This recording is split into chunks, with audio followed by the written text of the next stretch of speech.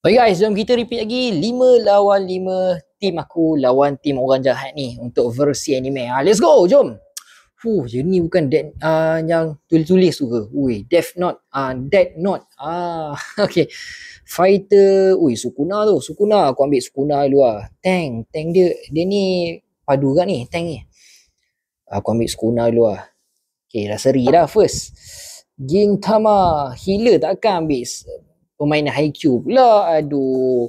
Takkan nak ambil player Blue Lock pula kan. Aduh, memang kalah lah. Captain aku ambil dia ni, Gintama. Yang aku rasa kalah ni Eren Yeager.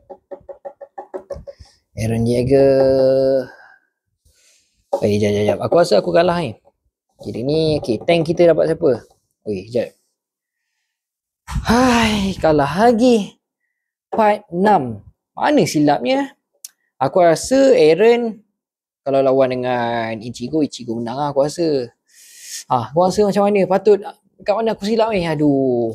Komen sikit kat bawah. Yang mana aku kalah? Dah 2 seri dah. Tank, fighter seri.